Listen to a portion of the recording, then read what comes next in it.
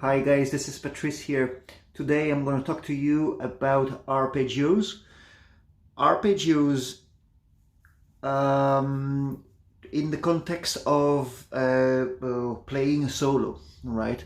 An arpeggio is basically the note of a given chord, right? So you could do it harmonically within a chord shape.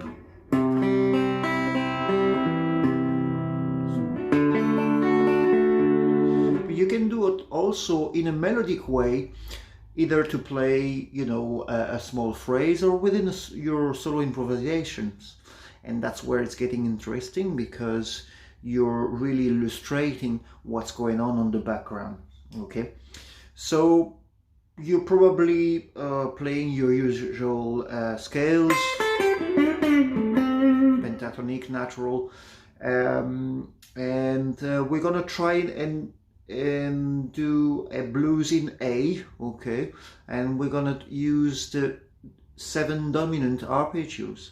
All right, so in a typical blues in A, you have A7, then it goes to D7, right, and back to A7. Then you have the 5th chord, which is E, and then D7, back to A7. And we're gonna extract some phrases from those chords.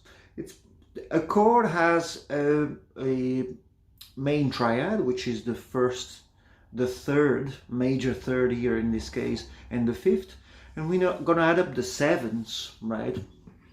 So that's something like this. That's an A7 arpeggio. You have the A here, the root, major third. Sometimes you can mess around with a minor third as well. So that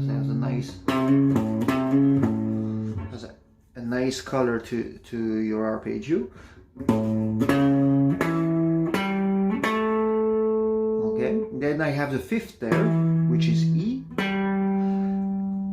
G as a 7s, dominant 7s, and then the root. Okay, we don't need to go into the details of the notes there, but you need to get familiar with the shapes, right? The fingering is here, you can choose to do this or do this with a 3rd finger. I would go up and down just like you work on a scale.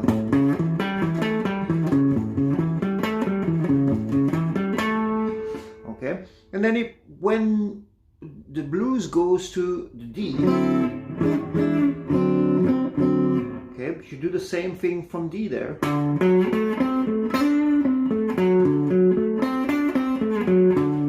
And then back to the first one. And then when E comes,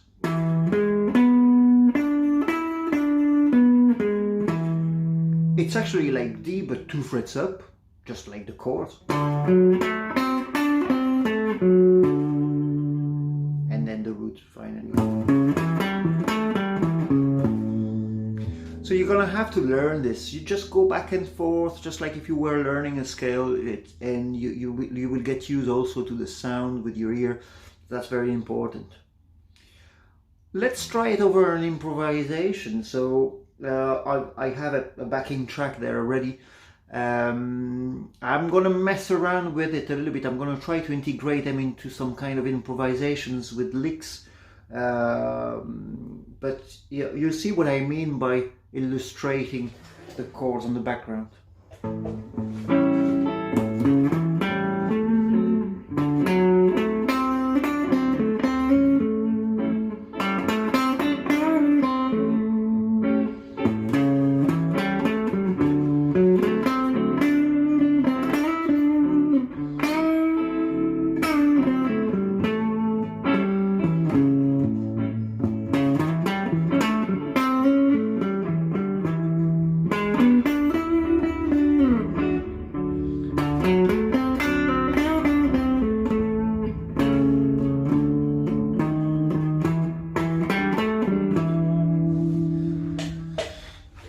see, it could be very nice, you know, you integrate them, you don't have to always go from the root to the octave and back.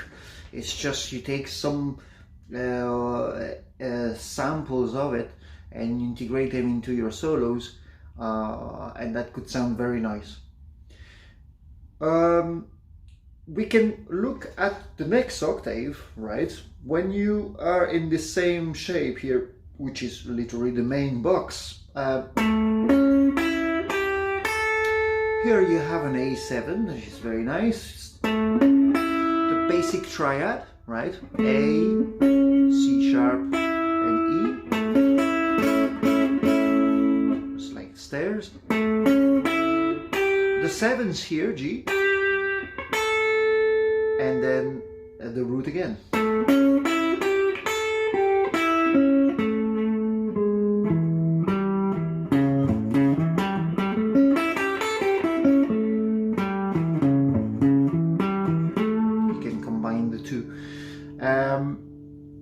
Now we're getting into D, so D is here, right?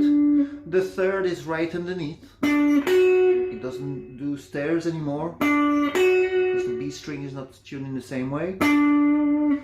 So you have to probably take the second finger here, because you're gonna need the ring finger for this one. Or sometimes you can do just the bar.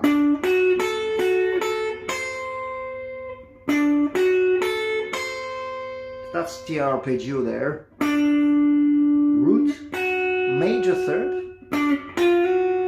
minor major. That could sound like a really nice lick, this.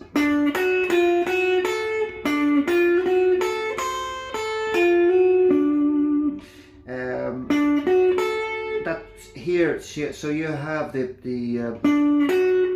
fifth, the seventh. You could even go to the D, the octave. You're getting out of the box there, but why not? You don't have always to start an arpeggio on the root, right? I could start on the seventh here. The seventh is always 2 frets down the root.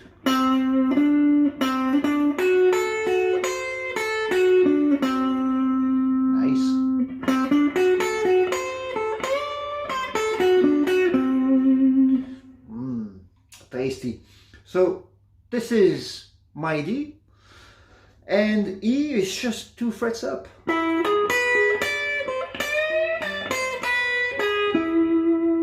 You recognize the B.B. King's house there, maybe?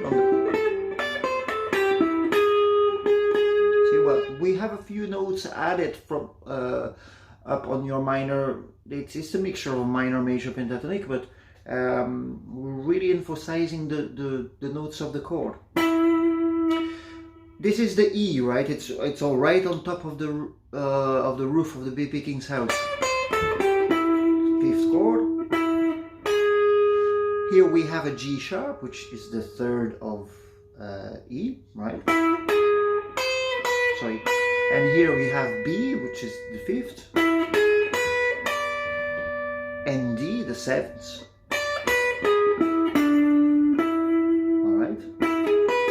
Same as D, but 2 frets up. And this is it. We have all the arpeggio. So now I'm gonna do an improvisation on the higher range of those arpeggio. Let's go.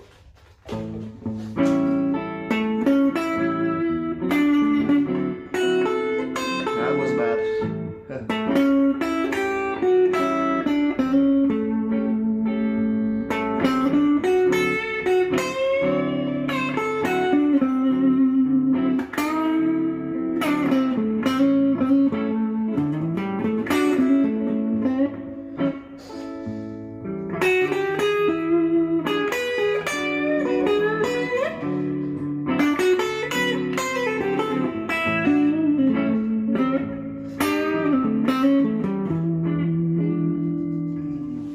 Nice. Well, I just messed around a little bit too much there, but you see the idea of illustrating the chord on the background. You have to be careful not to make it too mechanic, and it has to melt within your improvisation, of course. But but you know, before doing this, you really have to work on them like a scale. Well, you just go up and down, get used to the sound.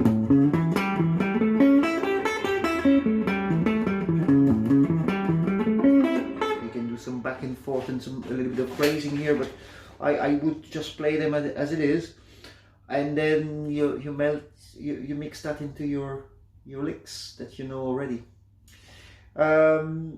Sometimes I just use part of it, and I mess around, especially in the blues. I mess around with that third here,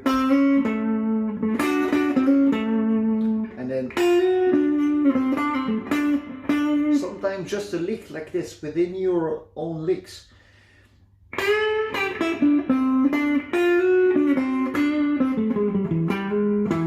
And then the E is there. I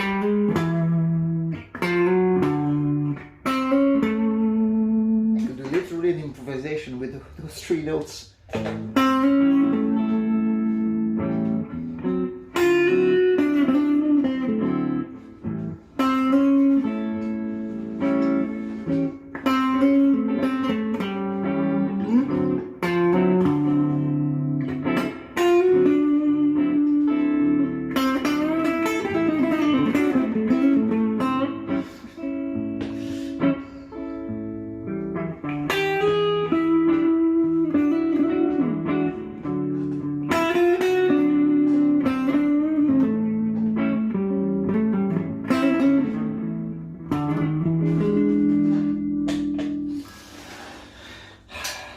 Just little things sometimes are enough to sound good. Okay, I'll let you mess around with this. Go back to the video if you're not sure about the notes that I'm playing there. It's just those 4 notes from those arpeggio: A7, D7, and E7, the last chord. All right, have fun with this.